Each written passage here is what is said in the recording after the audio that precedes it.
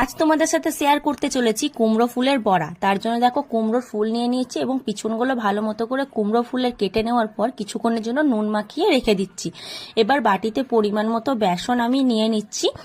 বেসন নিয়ে নেওয়ার পর আমি ওপর থেকে দিয়ে দিচ্ছি লঙ্কা কুচি, পেঁয়াজ কুচি, তার উপর আদা রসুনের পেস্ট, নুন, লঙ্কার গুঁড়ো, হলুদ, যেগুলো পরিমাণ মতো লাগে সেগুলো পরিমাণ মতো দিয়ে দিচ্ছি। আর দিয়ে দিচ্ছি গরম মশলার গুঁড়ো, যেটা দিলে খেতে কিন্তু টেস্টটা খুব সুন্দর হয়।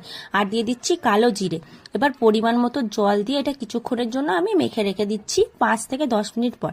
মেখে রেখে নেওয়ার পর দেখো কত সুন্দর মাখা হয়ে গেছে। এবার কুমড়োর ফুলগুলো বেসনের মধ্যে দিয়ে কড়াইয়ে তেল গরম করে লাল লাল করে ভেজে নিলেই রেডি হয়ে যাবে আমাদের কুমড়ো ফুলের বড়া। এটা কিন্তু খেতে খুব সুন্দর হয়, তোমরা কিন্তু অবশ্যই ট্রাই করো। কুমড়োর ফুল দেখবে বাজারে কিনতে পাওয়া যায়। তো রেডি হয়ে গেছে আমাদের কুমড়োর ফুলের বড়া, তোমরাও কিন্তু অবশ্যই ট্রাই করো এটা। টাটা।